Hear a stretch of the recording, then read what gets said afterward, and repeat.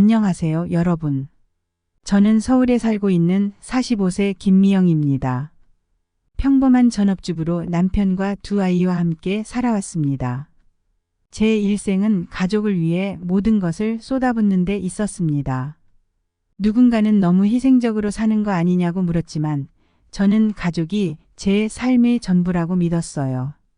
남편과 두 아이가 행복하고 건강한 삶을 사는 모습을 보는 것만으로도 제게는 충분한 보람이었거든요.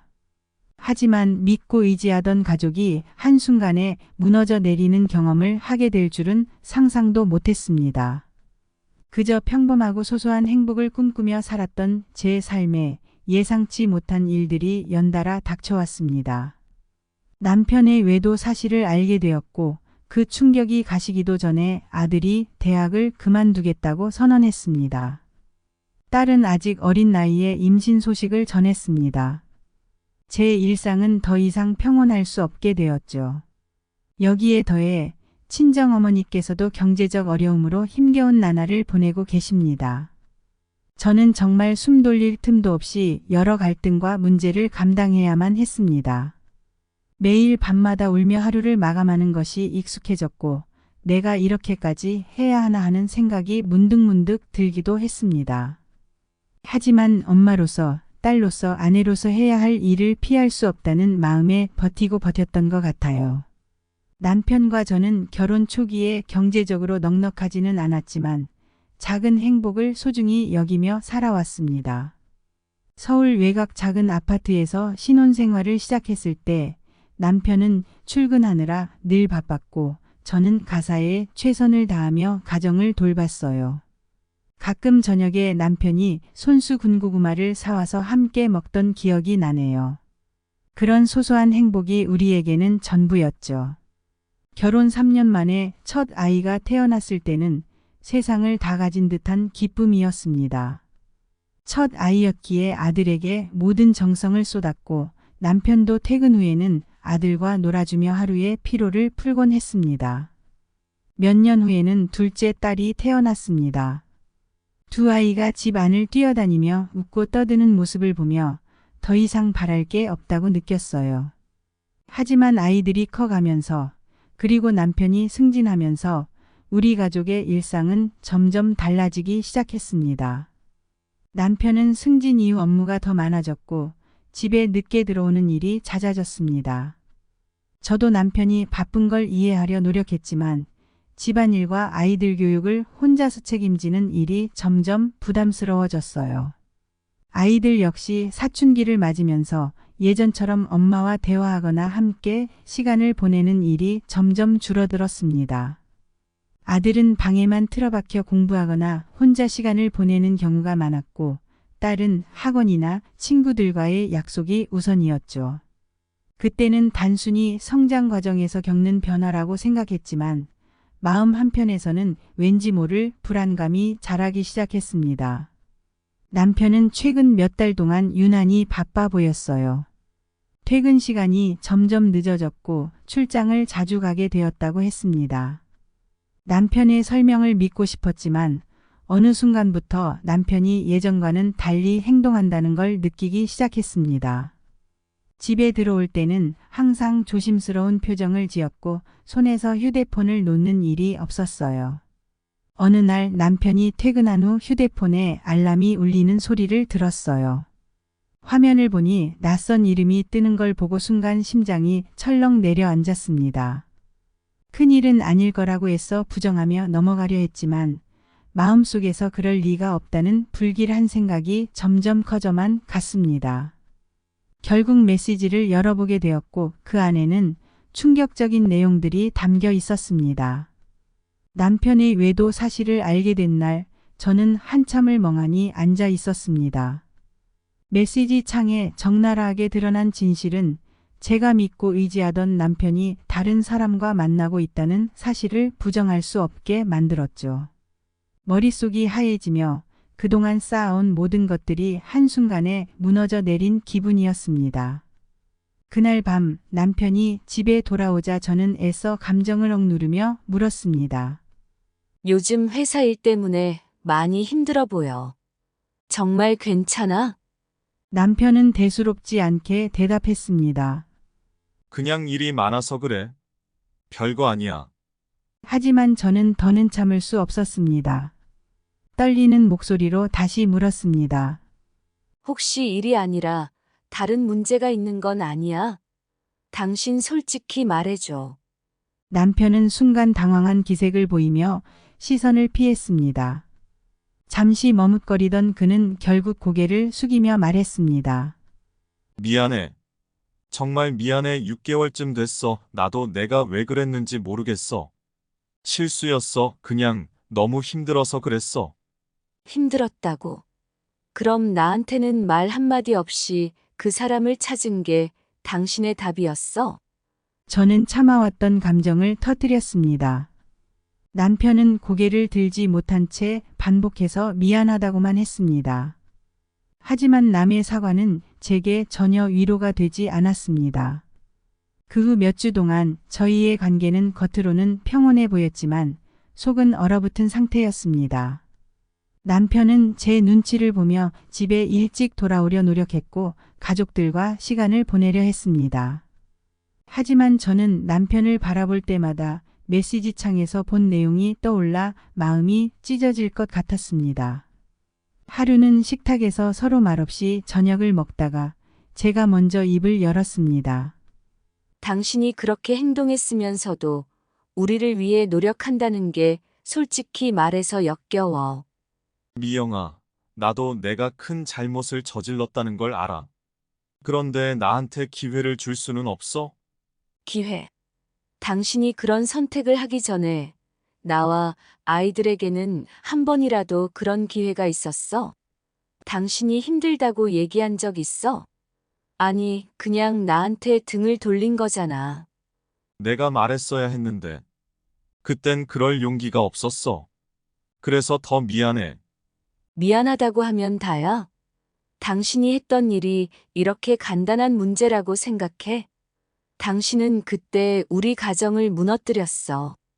나도 아이들도 다치게 했다고. 나도 사람이라고. 나도 힘들 때가 있었다고. 당신이 애들만 보고 나를 외면했을 땐 내 감정은 생각도 안 해줬잖아. 당신이 혼자서 견디기 힘들었다고 그걸로 외도가 정당화돼? 당신이 힘들었으면 그걸 나한테 말했어야지. 왜 다른 사람을 찾아?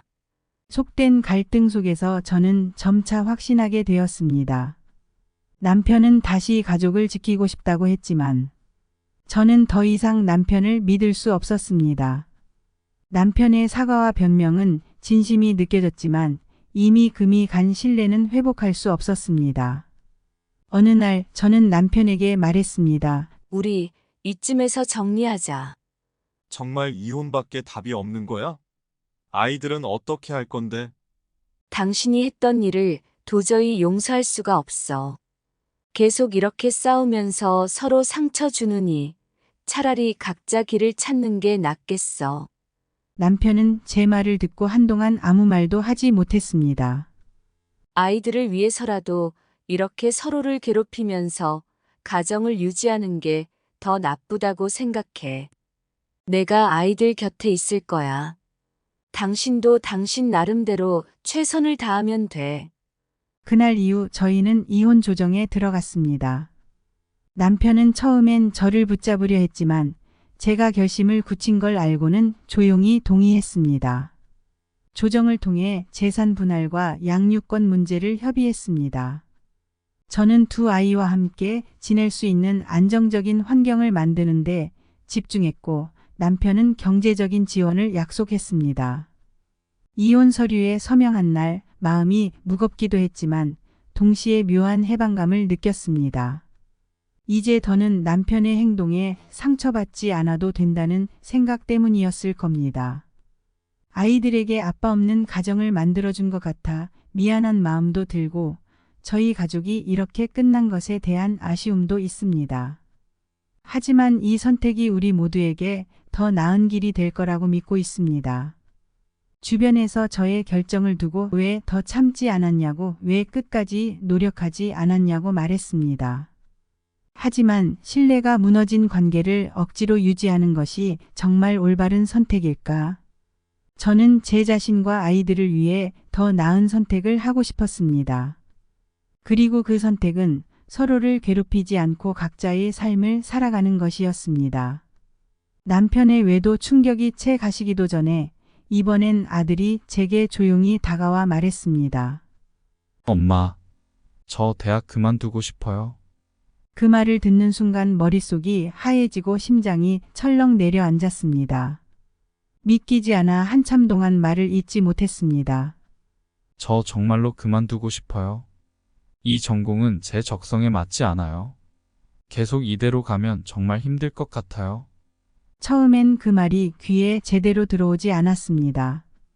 내가 대학에 들어가겠다고 얼마나 노력했는데 이제 와서 그만둔다니?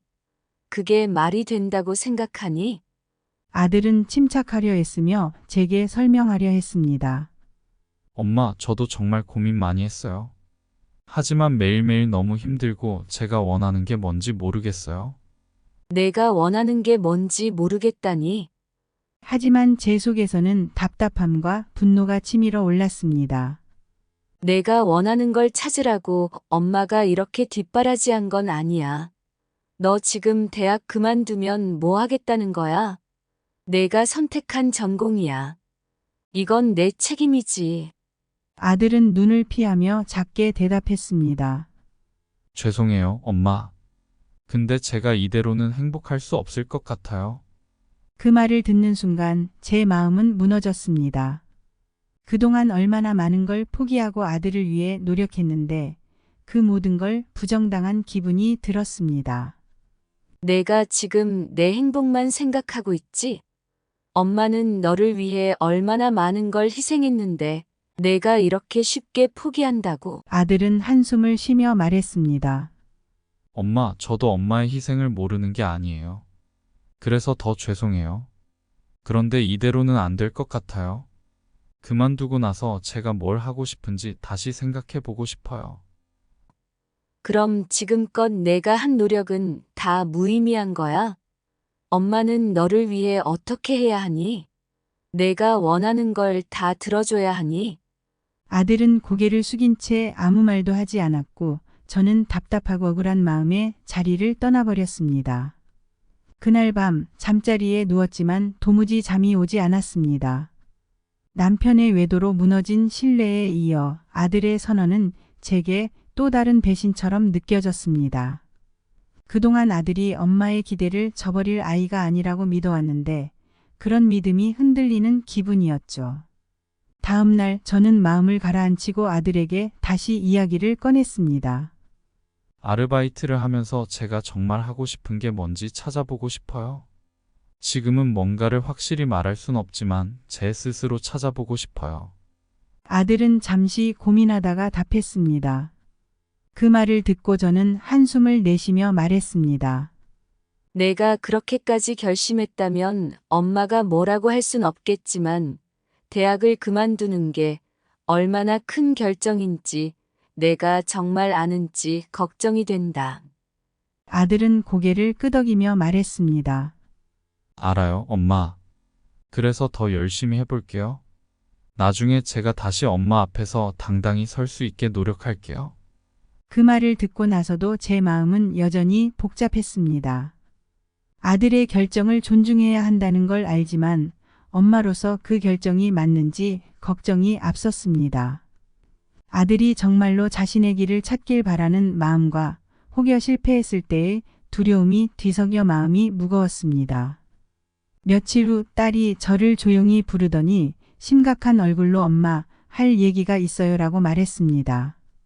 처음엔 학교나 친구 관계에 대한 문제인가 싶었지만 딸의 떨리는 목소리와 망설이는 태도에서 심상치 않음을 느꼈습니다. 딸은 한참을 머뭇거리다 결국 말을 꺼냈습니다. 엄마, 저 사실 임신했어요. 그 말을 듣는 순간 온몸이 얼어붙는 것 같았습니다. 머릿속이 하얘지며 딸의 말을 어떻게 받아들여야 할지 몰랐습니다. 믿고 싶지 않았습니다. 뭐라고? 내가 지금 뭐라고 했니? 라고 되묻자 딸은 울먹이며 다시 말했습니다. 임신했어요, 엄마. 저도 이렇게 될 줄 몰랐어요. 순간 숨이 막히는 듯한 기분이 들었습니다. 너 지금 나한테 장난치는 거니? 내가 아직 어린데 어떻게 이런 일이 생길 수가 있니? 라고 소리치고 말았습니다. 그러자 딸은 두 손으로 얼굴을 감싸며 울음을 터뜨렸습니다. 엄마, 죄송해요. 저도 무서워요. 어떻게 해야 할지도 모르겠고요.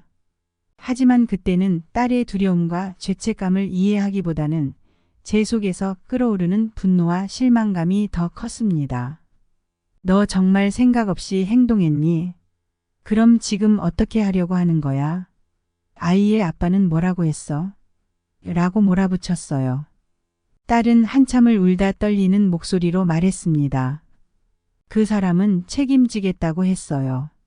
그런데 저도 정말 모르겠어요. 책임지겠다고? 그게 무슨 의미니? 내가 지금 이 상황을 제대로 이해는 하고 있는 거야. 제 목소리가 점점 격해졌습니다. 딸은 울며 고개를 숙였지만 한편으로는 억울한 듯 말했습니다. 엄마, 제가 일부러 이런 상황을 만든 건 아니에요. 저도 제 잘못은 알아요. 그런데 제가 지금 이걸 다 감당할 자신이 없어서 엄마한테 말한 거라고요. 딸의 말에 한순간 울컥했지만 그 말을 받아들이기엔 제 마음이 너무 복잡했습니다. 너는 그냥 내가 겪은 문제를 엄마가 대신 해결해 주길 바라는 거니? 이게 얼마나 큰일인지 내가 정말 알기나 해? 라고 차갑게 말했습니다. 딸은 눈물을 훔치며 작게 대답했습니다. 엄마, 저도 너무 무서워서. 엄마가 아니면 제가 어떻게 해야 할지 모르겠어요. 그 말을 들으니 제 마음이 한 번에 복잡하게 얽혔습니다. 화를 내고 싶었지만 한편으론 아직 어린 딸이 저렇게까지 겁에 질린 모습이 너무 가여웠습니다. 그날 밤 저는 딸의 방으로 찾아갔습니다. 딸은 침대 위에 웅크리고 누워 있었고 제가 들어오자 고개를 들었습니다. 엄마가 화내서 미안해. 하지만 이건 정말 간단한 문제가 아니야. 우리가 어떻게 해야 할지 차분히 생각해보자. 라고 말하며 딸의 손을 잡았습니다. 딸은 다시 눈물을 흘리며 말했습니다. 엄마, 저 정말 잘할 수 있을까요? 저도 너무 무서워요. 저는 딸을 끌어안으며 위로했습니다. 우리가 함께 해결해보자. 하지만 내가 해야 할 선택이고 그 선택에는 책임이 따른다는 걸 명심해야 해. 딸은 고개를 끄덕이며 울음을 삼켰습니다.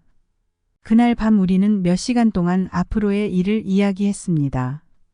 쉽지 않은 시간이었지만 조금씩 서로의 마음을 열어가는 계기가 되었습니다. 며칠이 지났을까요? 모든 게 나아진 것 같으면서도 마음이 허전했습니다. 조금씩 정리되어 가던 어느 날 밤 휴대폰이 울렸습니다. 화면에는 엄마라는 이름이 떴습니다. 엄마? 웬일이야, 이 시간에? 그냥 내 목소리가 듣고 싶어서 전화했어. 요즘 어떠니? 좀 괜찮아졌니? 눈물이 차올랐지만 애써 참았습니다. 친정어머니는 오랫동안 식당을 운영해 오셨습니다. 큰 규모는 아니지만 어머니께는 생계를 유지할 수 있는 소중한 일터였고 저와 남동생을 뒷바라지하시며 가족을 위해 헌신해 오신 어머니의 자부심이기도 했죠. 그러나 몇 년 전부터 경기 불황과 물가 상승, 대형 프랜차이즈 식당들의 경쟁이 심해지면서 어머니 식당의 매출이 점점 줄어들었습니다. 거기에 코로나로 인해 한동안 가게를 문 닫아야 하는 일도 있었고 여러 번 영업을 중단해야 했던 시기를 겪으면서 어머니의 생활이 크게 어려워졌습니다. 식당 운영이 어려워지면서 친정어머니는 가게를 유지하기 위해 대출을 받기도 했지만 수입이 예전 같지 않아 대출금을 갚아나가는 일조차 쉽지 않은 상황입니다. 이런 상황에도 어머니는 저에게 절대 힘들다는 말을 먼저 꺼내지 않으십니다. 언제나 그러셨듯 저에게 부담을 줄까 미소로 감추려 하시지만 전화를 끊으려는 순간 들려오는 짧은 한숨에 제 마음이 덜컥 내려앉곤 합니다. 그런 어머니께 조금이라도 도움을 드리고 싶지만 이미 제 삶도 버거워 뭔가를 해드리지 못하는 현실이 너무나 죄송스럽기만 합니다. 조금만 더 버티면 괜찮아질 거야. 라고 하시던 어머니의 담담한 목소리가 아직도 귀에 맴도는 것 같아 마음이 무겁습니다. 어머니께서 가끔 말씀하시던 너희만 잘 되면 나는 그걸로 됐다. 라는 그 말씀이 이제야 가슴 깊이 와닿습니다. 물론 지금 제 삶도 쉽지 않습니다. 남편과의 갈등, 자녀들과의 문제를 겪으며 제 몸과 마음은 이미 지칠 대로 지쳤습니다. 하지만 어머니가 그 모든 어려움 속에서도 강하게 버티며 우리를 지켜주셨듯 저도 그 사랑을 잇는 사람이 되어야겠다는 생각이 들었습니다. 저는 어머니가 식당에 계시는 모습을 떠올렸습니다. 힘든 몸으로 손님을 맞이하며 어서 오세요. 라고 환하게 웃는 모습, 손님이 없을 때 홀로 식당 구석에서 조용히 앉아 먼 산을 바라보시는 모습까지요. 그런 어머니께 더 이상 혼자 힘들게 버티시지 않아도 된다는 말을 꼭 전하고 싶었습니다. 어머니께 하루빨리 웃음을 찾아드리고 싶습니다. 언젠가 그 소박한 식당에서 어머니와 함께 웃으며 차 한 잔 나눌 날을 꿈꿉니다. 그날이 오기 전까지 저는 제 삶도 어머니의 삶도 더 나아질 수 있도록 조금씩 더 힘을 내보려 합니다. 조금만 더 버티면 괜찮아질 거야. 어머니의 말처럼 이 모든 순간이 지나고 나면 분명 더 따뜻한 날들이 찾아오겠죠. 저는 이 과정을 통해 깨달았습니다. 가족을 지키기 위해 모든 걸 쏟아붓는 것도 중요하지만 그 속에서 제 자신을 잃지 않는 것 또한 얼마나 중요한지요. 여러분도 혹시 저처럼 힘든 시간을 보내고 계신다면 자신의 마음을 꼭 돌아봐 주세요. 삶은 때로 우리를 흔들어 놓기도 하고 무너뜨리려 하기도 하지만 그 안에서도 분명 다시 일어설 수 있는 작은 희망의 씨앗이 있습니다. 오늘 제가 여러분께 들려드린 이야기가 여러분의 마음속에 그 씨앗을 심는 계기가 되었으면 합니다. 혼자 힘들어하지 마세요. 주변의 사랑을 기억하고 무엇보다 자신의 마음을 돌보는 것, 그걸 잊지 마시길 바랍니다. 끝까지 제 이야기를 들어주셔서 진심으로 감사드립니다. 여러분도 댓글로 여러분의 이야기를 들려주세요. 서로의 경험이 누군가에게는 큰 힘이 될 수 있습니다. 저는 지금부터 제 자신을 위해 그리고 제 가족을 위해 조금씩 나아가려고 합니다. 여러분도 여러분만의 행복을 찾길 진심으로 응원합니다. 함께 해주셔서 감사합니다.